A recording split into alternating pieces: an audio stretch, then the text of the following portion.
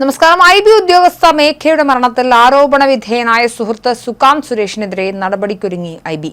സുകാന്തിനെതിരെ ആരോപണം കടുക്കുകയും കേസിൽ പ്രതി ചേർക്കാനും സാധ്യത വർദ്ധിച്ചതോടെയാണ് IBയും നടപടിക്ക് ഒരുങ്ങുന്നത്.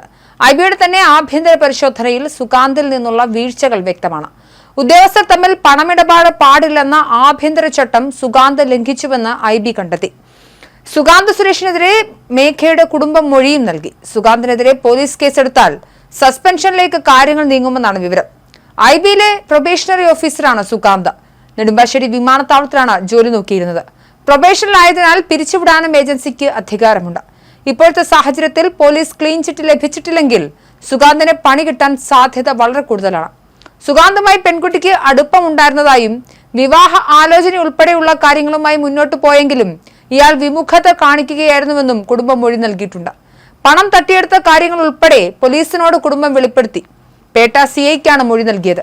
അതേസമയം മേഘയുടെ മരണം അന്വേഷിക്കുന്നതിൽ പോലീസിന് വീഴ്ച പറ്റിയതായി അച്ഛൻ മധുസൂദനൻ നേരത്തെ ആരോപിച്ചിരുന്നു. പ്രതിയെന്ന് സംശയിക്കുന്ന സുകാന്തിനെ നിരീക്ഷണത്തിൽ വയ്ക്കാൻ പോലീസിന് കഴിഞ്ഞില്ല. സുകാന്തും കുടുംബവും വീട് പൂട്ടി മുങ്ങിയെന്നാണ് അറിവ്. മകൾക്ക് ഇയാൾ വിവാഹ വാഗ്ദാനം നൽകിയിരുന്നുവെന്നും മധുസൂദനൻ വ്യക്തമാക്കി. ഇരുവരും നിരവധി സ്ഥലങ്ങളിൽ ഒന്നിച്ചു പോയിരുന്നു. എറണാകുളമാണ് ഇതിൽ പ്രധാനം. ചെന്നൈയിലെ ഹോട്ടലിൽ നിന്നും ഇരുവരും ഭക്ഷണം കഴിച്ചതിന്റെ ബിൽ തുക UPI വഴി നൽകിയതിന്റെ തെളിവ് ബാങ്ക് സ്റ്റേറ്റ്മെന്റിൽ നിന്നും കിട്ടിയെന്നും മേഘയുടെ അച്ഛൻ പറഞ്ഞു. മകളെ സാമ്പത്തികമായി ഇയാൾ ചൂഷണം ചെയ്തിരുന്നുവെന്നും അച്ഛൻ നേരത്തെ തന്നെ ആരോപിച്ചിരുന്നു.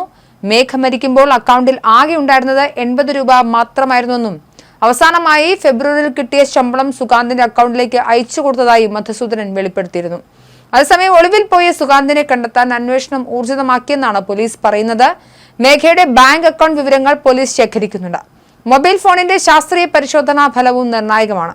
IB നേരത്തെ തന്നെ സുകാന്തിന്റെ മൊഴിയെടുത്തിരുന്നു. ജോലിയിൽ നിന്നും മാറ്റി നിർത്തി ആഭ്യന്തര അന്വേഷണം നടക്കുന്നുണ്ടെന്നാണ് IB നൽകുന്ന വിശദീകരണം.